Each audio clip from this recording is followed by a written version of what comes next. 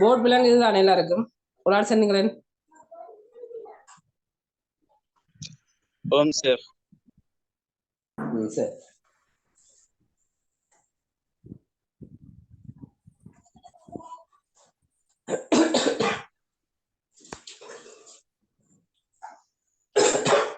எல்லாருக்கும் அஸ்ஸலாமு அலைக்கும். பெரிய கிளாஸ் தானே, பெரிய கிளாஸுக்கு அறிமுக கிளாஸுக்கு வந்திருக்கிற அனைவரையும் வரவேற்றனாக. இந்த கிளாஸ் நான் இந்த கிளாஸ் பார்க்க இயலாது. மைக் ஒன் பண்ணி வச்சிருக்க யாருன்னு கொஞ்சம் பாத்தீங்க, நீங்க சொல்லோட பேரை கட் பண்ணி நவுசாத் எல்லாம் கட் பண்ணுங்க.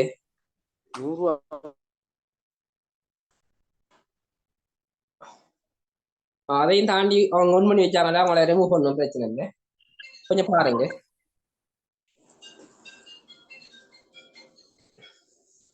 சரி, அப்ப என்ன கிளாஸ் தொடர்பாக உங்களுக்கு நான் புதிய மொழி தொடர்பான ஒரு முழு அறிவையும் தரலாம்னு நினைக்கிறேன்.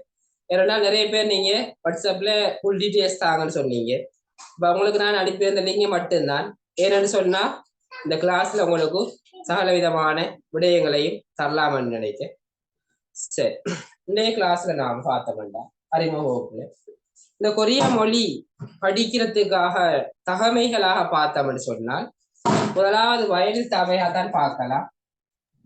18 வயதிலிருந்து 39 வயதுக்குட்பட்ட ஆக்கள் தான் இதுல அப்ளை பண்ணலாம், எக்ஸாமுக்கு அப்ளை பண்ணலாம். அதனால எங்களோட ஊராக்கள் என்ன செய்யறாங்கண்டா, இப்ப 17 வயசோட படிக்க ஆரம்பிக்காங்க. 17-16 வயசோட சில அப்ப மறுபடியும் விடுறாங்க. ஏன்னா 18 வயசாக அப்ளை பண்ணலாம் தானே. என்ன 18 வயசுல படிச்சு 19 வயசுல அப்ளை பண்ண தேவையில்லைங்கிற ஐடியாவோட செயற்படுறாங்க. அதே போல 39 வயசாக்கள் தான் அப்ளை பண்ணலாம்.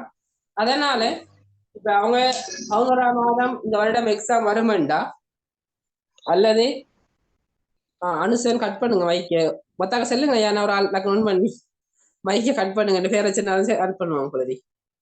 சரி, ஒரு ஆள் இந்த வேலையை பாருங்க. சரி, 39 வயசால் இருப்பீங்கண்டா 11ஆம் மாதம் அவங்களுக்கு எக்ஸாம் ஒன்று வருமெண்டா 11ஆம் மாதம் இப்ப உங்களுக்கு வாரத்தை கவர் பண்ணி தான் நாங்க ஸ்டார்ட் பண்ணிருக்கோம். அப்படி இல்லைன்னு சொன்னால் அடுத்த வருடம் 2ஆம் மாதம் நடக்கிற எக்ஸாமுக்கு போடும். சரி, இப்ப 39 வயதால் படிக்கிறீங்கண்டா உங்களுக்கு அட்மிஷன் போடக்குள்ள 40 வயசு ஆகிடும் என்றால் நீங்களும் படிச்சு வரல, நீங்க தகமை பெற மாட்டீங்க என்றால் அட்மிஷன் போடக்குள்ள அவருக்கு 39 வயசாகத்தான் இருக்கணும். 40 வயசாக இருந்தால் அவர் அட்மிஷன் போட இயலாது. இதுதான் முதலாவது தகமைகளாக பார்க்கலாம். அவர் ஆணாகவும் இருக்கலாம், பெண்ணாகவும் இருக்கலாம், அது பிரச்சனை இல்லை, வயசு இருக்கணும் இந்த வயசு. அதே போல கல்வி தகைமைகளாக பார்த்தோம்டா அவங்க எதையும் எதிர்பார்க்கல், எந்த குவாலிபிகேஷன் அவங்களுக்கு இருக்கணும் என்று எந்த டிகிரியையும் எந்த டிப்ளோமாவையும் அவங்க எதிர்பார்க்கல. அப்ப எப்படியாப்பட்ட தகவல்களாக இருந்தாலும் படிக்கலாம். ஆனால் தமிழ் மொழி மூலமாகத்தான் நம்ம கொரியா மொழியை படிப்பிக்கமே. அதனால நீங்க கொரியா மொழியை படிக்கிறதுக்கு தமிழ் மொழியில உங்களுக்கு அறிவு கொண்டிருக்கும். என்ன ஒரு எழுத வாசிக்க நோமலா காலங்கள் என்ன நிகழ்காலம் எதிர்காலம் விளங்கக்கூடிய ஒரு ஆளாவது நீங்க இருந்தா தான் கொரியா மொழியை படிக்கலாம். அப்படியான ஆக்கள் தான் பெரும்பாலும் 5ஆம் 6ஆம் ஆண்டு படிச்ச ஆக்கள் தான் இருப்பீங்க மேக்சிமம். அப்படித்தான் பார்த்தால் அதுக்கு மேலதான் படிச்சிருப்போம். அதனால அது பிரச்சனை இல்லை, நம்ம கல்வி தகமைகளாக இதை எதிர்பார்க்க. அடுத்தது வேற என்ன தகமைகளாக பார்க்காங்கன்னு சொன்னால் கண்ட நிற குருட்டு பரிசோதனைன்னு சொல்லுவாங்க. இப்ப சில வெள்ளண்டு விளங்கும், நீலமண்டு விளங்கும், என்ன நீலமண்டு விளங்கும், கருப்பண்டு விளங்குது, நம்ம கண்ணுக்கு விளங்கு. ஆனால் சிலாக்களுக்கு இந்த கண்ட கலர்களை அதாவது நிறம் விளங்காது. இவங்களைத்தான் நிற குருடுன்னு சொல்லுவாங்க. அப்ப இவங்க எப்படி அடையாளம் கண்டுகொள்வாங்கண்டா, நீங்க பேஸ்புக்ல எல்லாம் பார்த்திருப்பீங்க. சரி, வட்டம் ஒன்று போட்டு அதுல நிறைய கலர்களை ஒரு கலரால் எழுதிருப்பாங்க, டொட் போட்டிருப்பாங்க. அந்த டொட்ஸுக்குள்ள ஒரு கலரால மட்டும் இப்ப 3 சொன்னால் 3 ஒரு கலரால இணைஞ்சிருப்பாங்க, என்ன நோட் பண்ணிருப்பாங்க. நிறைய நோட்ஸுக்குள்ளேயும் ஒரு கலரால மட்டும் 3 விளங்கும், அது எல்லாருக்கும் விளங்கும். அது என்ன கலராக இருக்கும் என்றால் லைட் நீளமாக இருக்கும். இதுல இருந்து என்ன புரிஞ்சு கொள்வாங்கண்டா, லைட் நீளம் அவருக்கு விளங்குதா, கருப்பு விலங்குது ஒவ்வொரு கலர்லையும் தருவாங்க. இது எமக்கு பிரச்சனை இருக்குமான்னு கேட்டீங்கன்னா அதை நான் படம் அனுப்புவேன். இன்னொரு ஆளை போய் நீங்க செக் பண்ணி கொள்ளலாம். இன்னொரு ஆள்கிட்ட காட்டி அது சரியானு பார்த்து கொள்ளலாம்.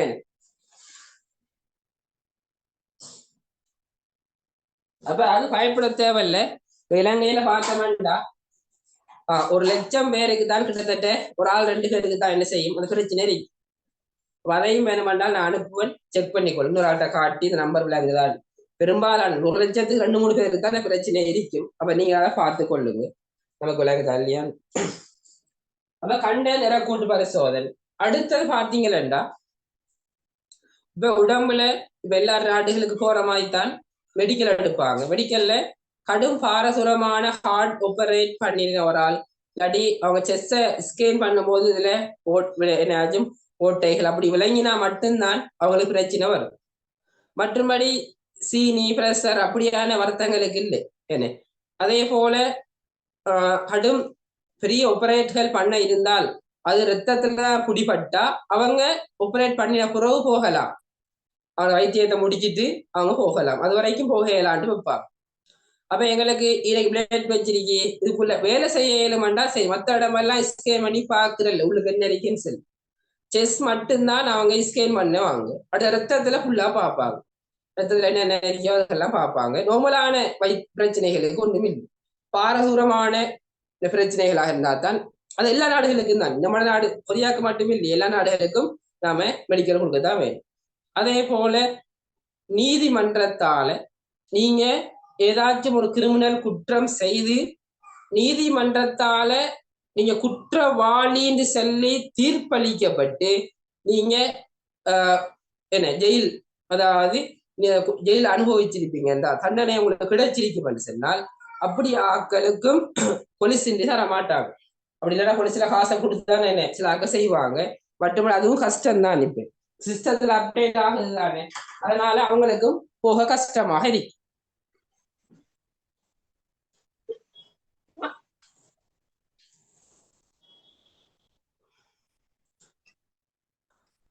அப்ப நீங்க நைட்டு பிரைவேட்டா வந்து நான் ஹெல்மெட் இல்லாம போன போலீஸால குடிச்ச இல்லாட்டி கொரோனாக்குள்ள என்னை குடி வெட்டி ஜெயிலுக்கு இருந்த இப்படியெல்லாம் கேட்க வேணாம். நான் சொல்ற விடயம் உதாரணமாக ஒரு களவெடுத்த விளக்கம் இல்லாட்டி குடு வித்து வாங்கி அப்படி பிடிபட்டு அதுவும் நீதிமன்றத்துல கேஸ் போய் நீதிமன்றத்தால நீ குற்றவாளின்னு சொல்லி தீர்ப்பளிக்கப்பட்டு என்ன ஜெயில் தான் அனுபவிச்சிருந்தா தான் அவங்களுக்கு கஷ்டமாக இருக்குமே தவிர மற்ற ஏனைய பிரச்சனைகள் ஏனைய போலீஸ் பிரச்சனைகளுக்கு அது மனிதனுக்கு வார பிரச்சனைகள் தானே, அதுகளுக்கு பிரச்சனை இல்லை. அப்ப இவ்வளவும் தான். நீங்க தகமைகளாக என்ன குவாலிபிகேஷன் இருக்கணும் என்று கேட்டீங்கள் என்றால் இவ்வளவுதான் செல்லல். சரி, இதுல ஏதாச்சும் டவுட் இருந்தால் கேட்கலாம். இந்த தகமை சொன்ன விடயத்துல மாத்திரம் 1 மணிக்கு எடுத்து கட் பண்ணலாம். யாருக்கும் டவுட் இருந்தால் நான் சொன்ன விடயத்துல கேட்கலாம். குவாலிஃபிகேஷன்ல வந்துட்டு எக்ஸாம் பண்றதுக்கு இந்த குவாலிஃபிகேஷன் எக்ஸாம் செட் பண்ணாலும் கொரியாவுக்கு போறதுனாலும் தான் எல்லாம் ஒன்று தானே. நாங்க ரெண்டும் ஒன்றா தான் செல்லுகிறோம். கொரியாவுக்கு போறதுனாலும் தான் நீங்க எக்ஸாம் செட் பண்றதுனாலும் தான் இந்த என்ன எக்ஸாம் செட் பண்ணி மர வேலை இல்லையே பாஸ் ஆகினது பிறகு இந்த பிரச்சனை எல்லாம் இருந்தா அதுக்கு பிறகு குடிபட்டாலும் வேலை இல்லை தானே. அப்ப அதுக்கு ரெண்டையும் ஒன்றா நினைச்சு கொள்ளுகிறேன். எக்ஸாம் சும்மா செட் பண்ணி வேலை இல்லையே, கொரியாவுக்கு போகணும் வேலை. அதனாலதான் நாங்க அது ரெண்டையும் உண்டாவே நீங்க பாருங்களேன், நான் வேற வேறையா பார்க்க வாங்க. சரி, இது ஒரு குவாலிபிகேஷன். என்னென்ன தகமை வேணுமெண்டா இல்ல என்னென்ன தகமை என்னென்ன பிரச்சனைகள் இருந்தா போகலான்னு சொல்லி பார்த்தோம். அடுத்ததாக பார்த்தோம்னா என்ன சிஸ்டமாக கொரியாவுக்கு போறாங்க. ஏன்னா நிறைய கோல் வந்து உண்மையாகவே போகலாமா இப்படி எல்லாம் இருக்காது. சரி, உண்மையாகவே தமிழ் பேசுற ஏரியாக்கள் இருக்கிறார்களுக்கு பெரும்பாலும் தெரியாது. ஆனால் சிங்கள பேசுற ஏரியாக்கள் இருக்கிறார்களுக்கு தெரியும். ஏனென்றால் அங்க எல்லாம் உண்மையாகவே நிறைய பேர் போறாங்க. அதாவது ஒவ்வொரு வருடமும் எப்படி நமக்கு ஓஎல் எக்ஸாம் நடைபெறுதோ ஏஎல் எக்ஸாம் நடைபெறுதோ அதே போல கொரியா மொழி எக்ஸாமும் இலங்கை கவர்மெண்டாலே நடக்கும். கொரியா கவர்மெண்டும் இலங்கை கவர்மெண்டும் சேர்ந்து இதை செய்யறோம்.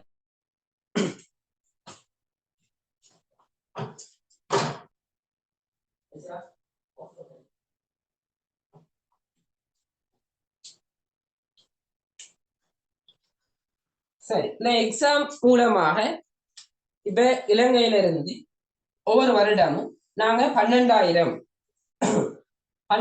பேர் எடுக்க போறோம். இந்த வருடம் 12,000 பேர் எடுப்போம், இந்த வருடம் 10,000, இந்த வருடம் 14,000 பேர் எடுத்து சராசரியாக இந்த தொகைக்குள்ளதான் வருது.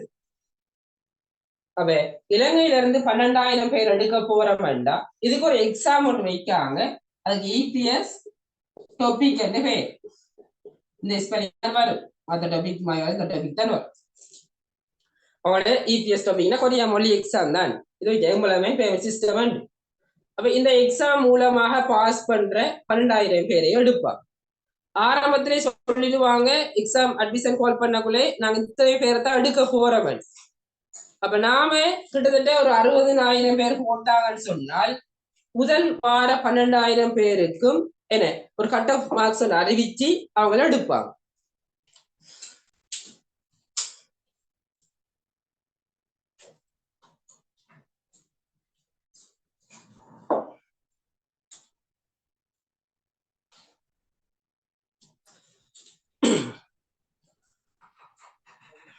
சரி, இப்ப உதாரணமாக என்னென்ன வேலைகளுக்கு எடுக்காங்கன்னு கேட்டீங்கன்னு சொன்னால் இப்ப கிட்டத்தட்ட ஒரு 5 விதமான கேட்டகரியில எடுக்காங்க. அதுல முதலாவது பார்த்த வேண்டாம், உற்பத்தி துறையில எடுக்க, அதாவது மேனுஃபேக்சரிங் துறையில இதுலயும் 3 விதமான வேலைகளுக்கு எடுப்பாங்க. அதாவது ஒரு பொருளை ஒரு கம்பெனியாக இருக்கும், ஒரு பொருளை உற்பத்தி செய்யற மாதிரி, அசம்பிள் பண்ற மாதிரி, அல்லது கலசா பினிஷிங் அண்ட் பேக்கிங் பண்ற மாதிரி வேலைகளாக இருக்கும். அதே போல இரண்டாவதாக பார்க்கலாம் மீன்பிடிய பார்க்கலாம், ஃபிஷரிங். இதுலயும் ஆழ்கடல் அல்லது கரையோர மீன்பிடி என்றும், இதுலயும் ஆழ்கடல் அல்லது கரையோர மீன்பிடி அல்லது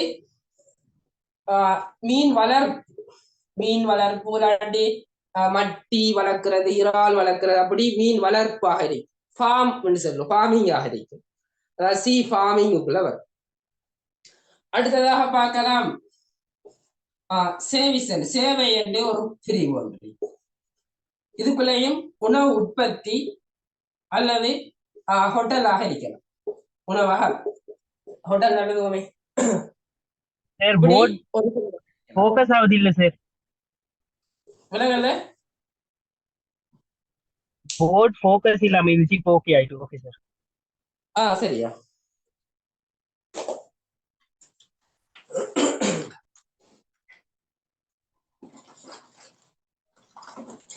எல்லாரும் என்ன செய்யுங்கடா வலது பக்கம், இப்ப இது போர்டு உங்களோட போன் சொன்னா வலது பக்கம் ஸ்லைஸ் பண்ணீங்கடா ஒவ்வொரு ஆகிற வீடியோஸ் காட்டும், போட்டோ காட்டும். அதுல எந்த வீடியோ முதலாவது காட்டும், அதுக்கு டபுள் கிளிக் பண்ணீங்கன்னா சரி. டபுள் கிளிக் பண்ணீங்கன்னா அது பின் பண்ணிப்படும். வேற யாரும் கதைச்சாலும் வாங்கினாலும் உங்களுக்கு செய்யாது என்றால் இந்த போர்டு மட்டும்தான் விளங்கு. அவங்களோட கதைகள் டிஸ்டர்ப் ஆகாது, போர்டு வரைஞ்சு போகாது. போன்ல இப்படித்தானே இருப்பீங்க, விசுவலைஸ் பண்ணுங்க, ஓடாக்கல்ற போட்டோகள் காட்டும். அது டபுள் கிளிக் பண்ணீங்கன்னா சரி. எந்த வீடியோக்கு மட்டும் டபுள் கிளிக் பண்ணீங்கன்னா சரி. சரி, இப்படி சேவைகள் ஒரு பிரிவு ஒன்று. அதே போல கட்டிட நிர்மாணம், இதுலயும் அந்த கம்பி கட்டுற சட்டிங் பிரிவு அப்படின்ட்டு இருக்கும், பிரிவுகள் இதுலயும் இருக்குதான். அதே போல கப்பல் கட்டுமானம், ஷிப் பில்டிங், இந்த கப்பல் கட்டுத்துறையிலையும் இதுல நிறைய பிரிவு இருக்கு. கிட்டத்தட்ட 8 பிரிவு பார்க்கலாம். இதுலயும் நிறைய அந்த வெல்டிங் பண்றது வாங்குறது அப்படின்னு சொல்லி நிறைய பிரிவுகள் இருக்கு. இப்படின்னு சொல்லி இத்தனை பிரிவுகள்லையும் ஆக்கள் எடுப்பவங்க கோல் பண்ணுவாங்க. அதுல உற்பத்தி துறையில 1000 பேர் எடுக்க போறோம், மீன்பிடியில 1000 பேர், சேவைக்கு 1000 பேர் சொல்லி கெசட் பண்ணி தருவாங்க. எக்ஸாமுக்கு முதல் ஒரு எக்ஸாம் ஒன்று வருதுண்டா அரசு சேவைகள் தொடர்பான எக்ஸாமுக்கும் எப்படி கெசட் வருவதோ அதே போல கொரியன் மொழிக்கும் இந்த நடக்க போற எக்ஸாமுக்கும் ஒவ்வொரு முறையும் ஒவ்வொரு கெசட் வரும். அதுல 1000 பேரை நாங்க எடுக்க போறோம் வரும்.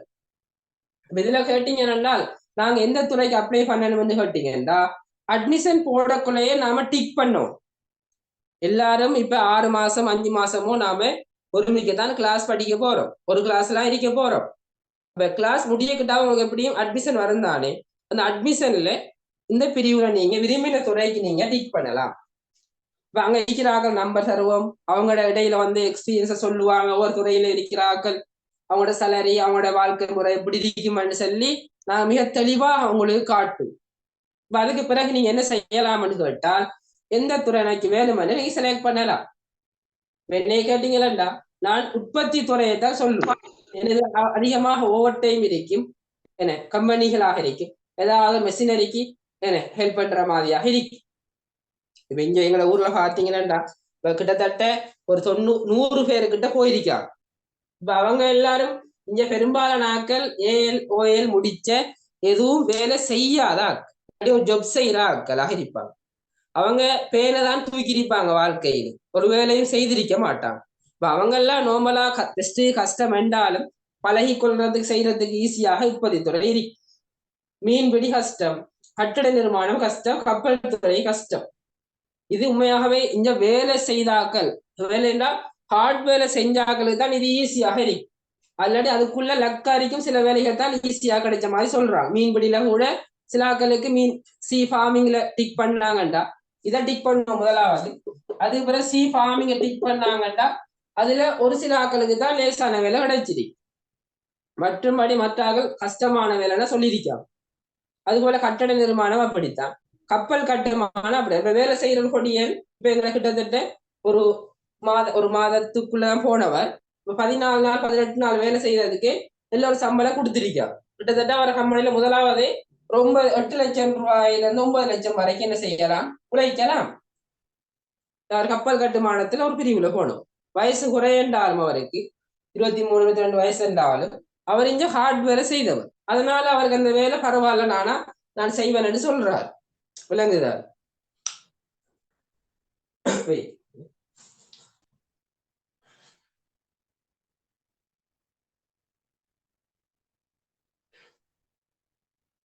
சரி, மற்றபடி எதுவுமே செய்யாத ஆக்கள், ரொம்பலா கொப்பி மட்டும் பேனை மட்டும் தூக்கின ஆக்களுக்கெல்லாம் உற்பத்தி துறை சரி, அதுவும் போன உடனே உங்களுக்கு ஈஸியான வேலை கிடைக்காது. என்ன ஒரு மெஷினரி வேலை செய்யலாம், வேலை தானே. ஒரு ஏசி ரூமுக்கு இருந்து கம்ப்யூட்டர்ல இருந்து செய்யற வேலைகள் கிடைக்க மாட்டு. முதலாவது அதை தெளிவாக விலகி கொள்ளுங்க. எல்லாம் நம்ம லேபர் கேட்டகரி தான்.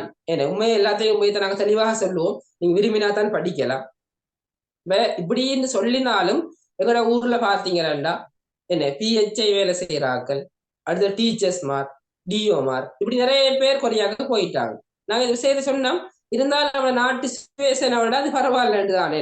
அப்படி ஒரு மெஷினுக்கு ஒரு ஹெல்ப் பண்ணிக்கிற மாதிரி தானே நம்மளோட நல்ல அறிவாக இருக்குமெண்டா சில மெஷின்களை ஆப்ரேட் பண்ணக்கூடிய ஆக்களாகவும் இருப்பாங்க. சரி, அப்ப எப்படியான வேலை சரியாக சொன்னீங்கன்னா ஏதாவது ஒரு பொருளை உற்பத்தி செய்யற மாதிரி என்ன ஒரு பெல்ட்ல வந்து ஒன்றைக்கும் அதுக்கு இப்படி ஒன்று செய்யற மாதிரி ஏதாவது ஒரு சின்ன ப்ராசஸிங் செஞ்சு அடுத்தது அனுப்புற மாதிரி. நிறைய நாட்டில் நாங்கள் வீடியோஸ் போடுறோம், நீங்க பார்த்துக்கொள்ளலாம், நீங்க செலக்ட் பண்ணி கொள்ளலாம். அப்படியும் இல்லைன்னா எங்க மாணவர்கள நம்பர்களை தரலாம், அவங்க அனுப்பின வீடியோஸ் அனுப்பலாம். ஏதாவது மெஷினரிக்கு சப்போர்ட் அனுப்பிக்கிற மாதிரி தான் பரவாயில்ல, ஈஸின்லாம் சொல்றாங்க, அதெல்லாம் செய்யலாம். அப்ப இந்த தொடர்பா இதை நீங்க பெருசா யோசிக்க வேண்டாம்.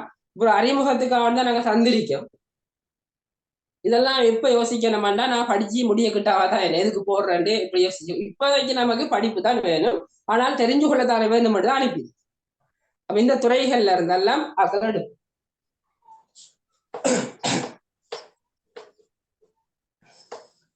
இப்ப இதுல உதாரணமாக ஒண்ணு சொல்லுவோமே, இந்த வருடம் 12,000 பேர் எடுக்க போறாங்கண்டா அதுல ஒரு 6,000 பெருமாளுக்கு தான் ஒதுக்குவாங்க.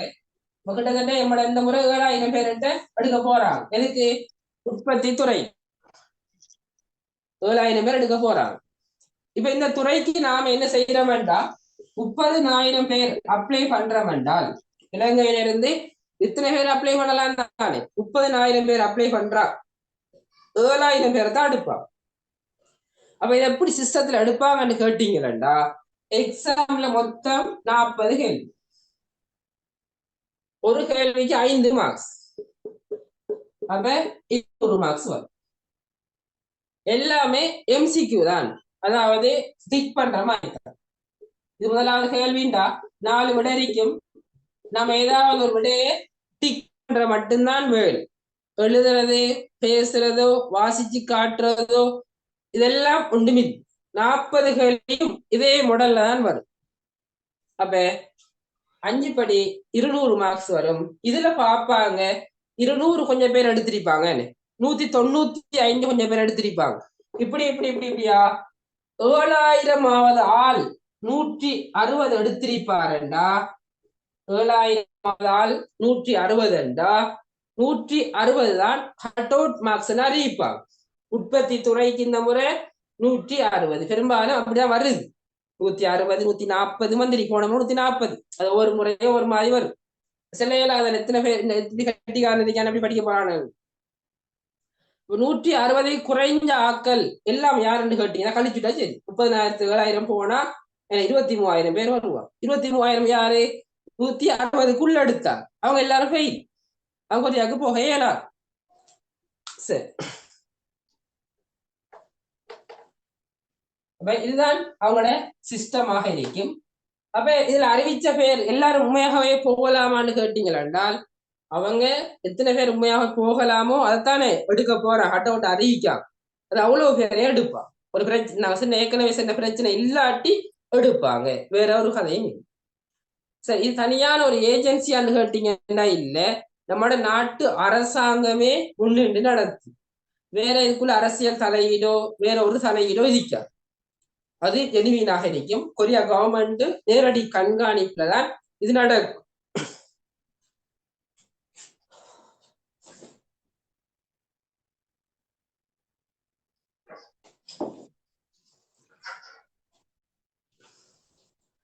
சரி, அடுத்ததாக கேட்டீங்கன்னா எவ்வளவு சேலரி எடுக்கலாம்னு பார்த்தோம்னா உண்மையாகவே இப்ப நம்ம டாலர் பெறுமதி குறைஞ்சிருக்கிறது. ஒரு 5 லட்சம் தான் நீங்க பேசிக்காக எடுக்கலாம். இப்ப நாட்டு பெறுமதிக்கு 5 லட்சம் தான் பேசிக்காக வருது. அப்ப இதை கூட எடுக்கலாமான்னு கேட்டீங்கன்னா எடுக்கலாம். ஓவர் டைம்ல தான் எடுக்கும். 8 மணித்தியாலம் என்ன செய்யும் வேலை செய்யும். 8 மணித்தியாலம் 5 லட்சம் என்றால் அங்கால ஓவர் டைம்ல தான் மற்றதை உழைப்பாங்க. ஒரு ஆக்கள் 7 லட்சம் 8 லட்சம், புது ஆக்கள் தான் 6 லட்சம் உழைக்காங்க. 10 மணி பழைய ஆக்கள் தான் 10 லட்சம் 12 லட்சம் உழைக்கணும் உழைப்பாங்க. போன உடனே உழைக்கவே அதே அவங்கள சில லக்க பொறுத்தான் கிடைக்கும். 8 லட்சம் 9 லட்சம் கிடைக்கிறது மேலத்தான். 10 மணி 7 8 லட்சம் தான் பெரும்பாலும் எடுக்கலாம். ஒரு 6 லட்சம் 7 லட்சம் தான் பெரும்பாலும் எடுக்கலாம். அதுவும் ஓவர் டைம் செய்தாதான். அல்லது சனி ஞாயிறு வேலை செய்யும். சனி ஞாயிறு லீவாக இருக்கும், இல்லாட்டி சனி ஞாயிறு வேலை செய்யற கம்பெனியாக எடுக்கிறது. சரிதானே? அப்படி கிடைச்சாதான் அந்த உழைப்பை உழைக்கலாம். இதுதான் அங்க சலரி சிஸ்டமாக இருக்கும்.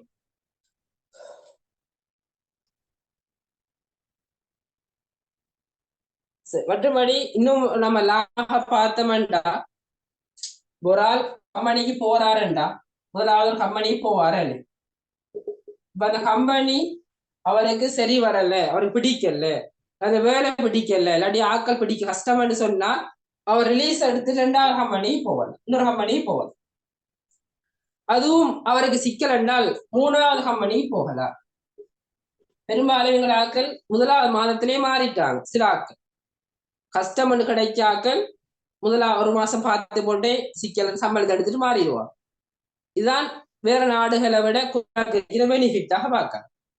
உண்மையாகவே கஷ்டம், உண்மையாகவே ஒரு இரும்பு ஃபேக்டரி கிடைச்சிருக்கு கஷ்டமே. அதே போல ஒரு கெமிக்கல் ஃபேக்டரி கஷ்டமாக இருந்தால் மாறிக்கொள்ளலாம். மற்றபடி மற்ற ஏனைய கம்பெனிகள்ல இருந்து கொள்ளாமே வேலை செய்யலாம். மற்ற 3 கம்பெனி தான் இருக்கலாம். 4வது கம்பெனியா போன வேண்டாம், அவரு இல்லீகலா தான் வேலை செய்ய வேண்டி வரும். அவரு என்ன சட்ட பூர்வமாக இருக்க மாட்டாரு, எதிராக என்ன சட்டத்துக்கு பூர்வமா இல்லாம இல்லீகலா தான் இருக்க வேண்டி வரும். அதே போல கம்பெனியாலே ரூம் தருவாங்க, சாப்பாடு தருவாங்க.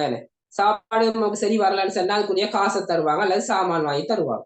நாம சமைச்சு சாப்பிட வேண்டி வரும்.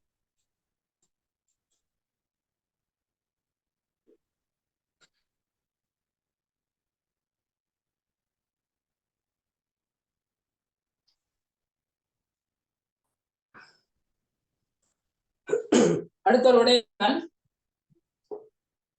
சாப்பாடு விடயம். உண்மையாகவே அங்க என்ன அதாவது கடல் ஃபுட் என்ன கடல் சாப்பாடு எல்லாமே ஹலாலாக இருக்கு நமக்கு. இறைச்சி தான் நமக்கு என்ன அதாவது உடனே அறுத்து இறைச்சி எடுக்க இயலாண்டாலும் நாம பக்கத்து இறைச்சிகளாக ஹலால் இறைச்சி எடுத்துக்கொள்ளலாம். என்ன அங்க இருக்கிற டெலிவரி சர்வீஸ் மூலமாக உடனுக்குடனாக அதுகெல்லாம் எடுத்து சாப்பிடலாம்ங்கிறதுனால நமக்கு அந்த பிரச்சனையும் இருக்காது. அதெல்லாம் உங்களுக்கு பழைய ஆக்க வழிகாட்டுவாங்க. கிட்டத்தட்ட எங்கட ஊராக்கள் சில 100 பேர்னா வெளியூராக்களும் இருக்காங்க. அவங்களும் என்ன செய்வாங்க, வேண்டிய ஹெல்ப்பை உங்களுக்கு செய்து தருவோம். சரி, இதெல்லாம் தாண்டி பாத்தீங்கன்னா எங்களோட ஊர்ல நிறைய டீச்சர்ஸ்மார் நிறைய ஜாப் செய்யறாங்க. ஏன் படிக்கிறாங்கன்னா நம்மட நாட்டு சிச்சுவேஷன் என்ன, சம்பளம் உண்மையாகவே காணாத பொருளாதார சிக்கல், அதனால படிச்சு போவாங்கண்டா. நீங்க நினைக்கப்படாது உண்மையாகவே படிச்சாக்களால சாத்தியமாகும், படிக்காதாக்களால சாத்தியமாகாது.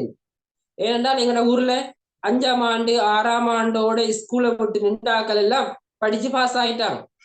ஏன் ஜூம்ல கூட படிச்சு பாஸ் ஆயிருக்காங்க. யாரு அப்படி பேசிக்கான அவர் உலக அறிவு இல்லைன்னு சொல்லுவாங்க தானே, அப்படியான ஆக்கள். ஏன் அப்படி சொல்றேன்னா வாட்ஸ்அப் ஆகிக்க தெரியாது, அதெல்லாம் பழகி வந்தாங்கத்தான். நேரடியா நான் பாக்குறேன்னா வாட்ஸ்அப்ல மெசேஜ் பண்ண தெரியாது. அப்படியான ஒரு ஆக்கள் எல்லாம் கூட படிச்சு பாஸ் ஆயிட்டாங்க. ஏன் இன்னும் உங்கள்ட்ட செல்ல வந்தனண்டா என் பேர் இர்ஃபான்டா, அவர் எழுதுவாரு இர்ஃபான். ஏன் இந்த அளவு போட தெரியாது, தமிழ் அறிவு உள்ளவதான். இப்படி நிறைய பேர் இதை முதலாவது ஒரு படியை தான் பாஸ் ஆகி காட்டினான். அவனை பார்த்து ஆக கடைசி மால் எடுக்கிற இவன் பாஸ் ஆயிட்டா நான் படிக்கலான்னு வந்து அதே போல் நிறைய பேர் வந்து இப்படி நிறைய பேர் சாத்தியமாகும் என்று காட்டிட்டாங்க. எங்களோட ஊர்ல இப்படியான பெரும்பாலான படிக்காங்க. ஏன் படிக்காங்கன்னு சொன்னால் இது எல்லாருக்கும் சாத்தியம், உண்மையாகவே போகலாம் என்று நம்பிக்கை வந்துட்டாரு. சரி, ஏன் இதை ஈஸியாக படிக்கலாம், இப்படியான அறிவுடைய ஆளும் இதை ஏன் படிக்கலாம் பாத்தீங்களா,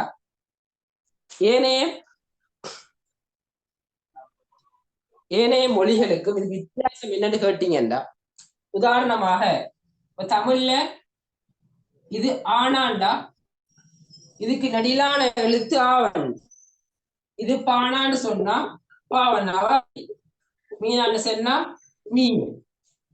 ஆனா கொரியாவுல அப்படி இல்லை, இது ஆனான்னு சொன்னா இதுதான் ஆவண்ணாவாகவும் இருக்கு, இது பானான்னு சொன்னா இதுதான் பாவண்ணாவாகவும் இருக்கு, இது மீனான்னு சொன்னா இதுதான் மீ அண்ணாவாகவும் இருக்கு.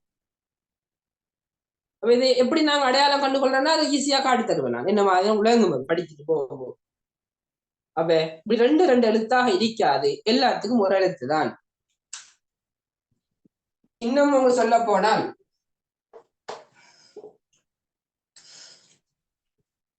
இது ஒரு ராணல், இது ஒரு ராவன்.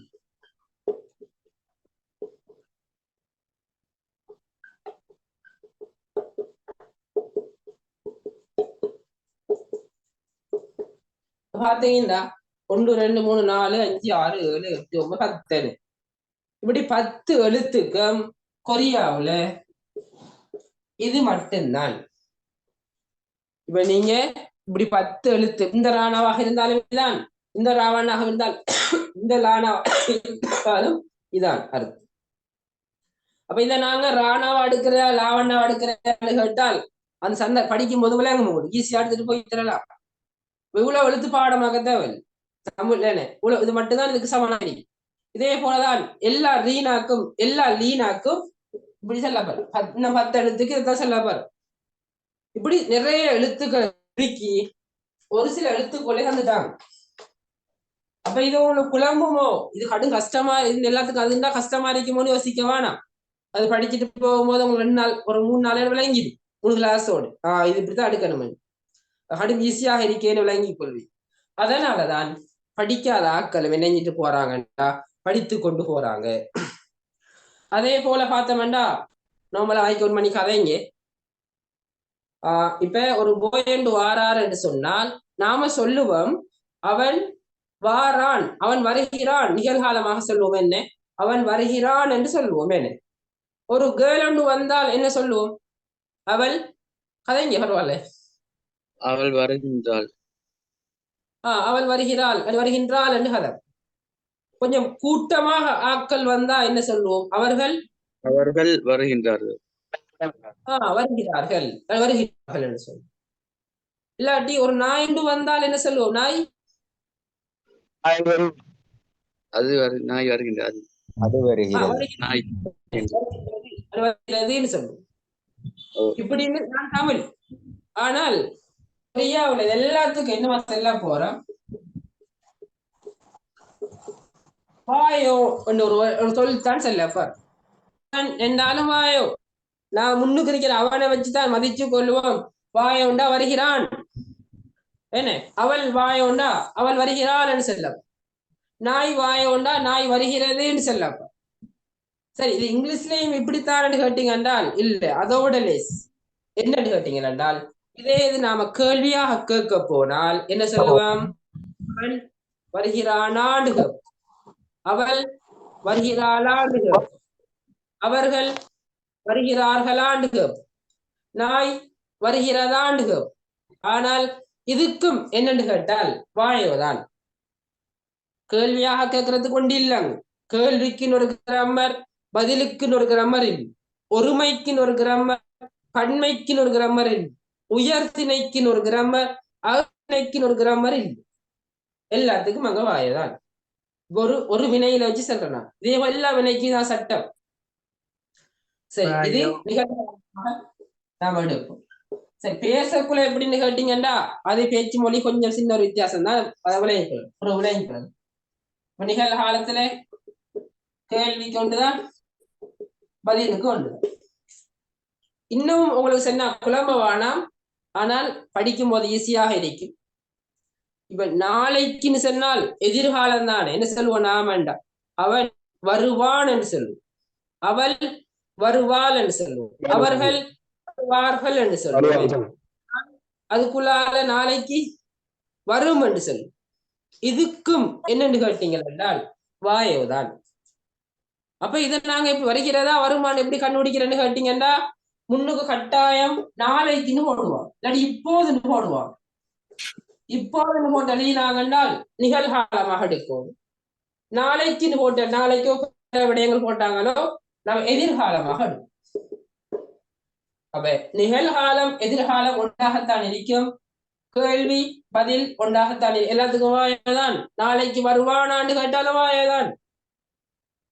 ஒரு சொல் என்ன, ஒரு வினையை வச்சு விளங்கப்படுத்திருக்கு.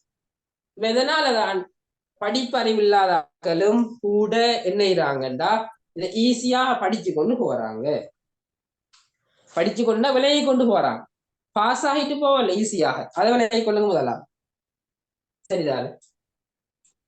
அதாவது எங்கட ஊராக்க சிலாக்கள் வார எங்கட வகுப்புல கடைசி மால் இவன் தான், மொக்கு இவனே பாஸ் ஆயிட்டான், அப்ப இது பெரிய விடயம் ஒன்று இல்லைன்னு வருவான். விலங்குத்தான் விலகி கொள்ளலாம். சரி, இருந்தாலும் சில சொற்களை சில விடயங்களை நீங்க படிக்கத்தானே வேணும்.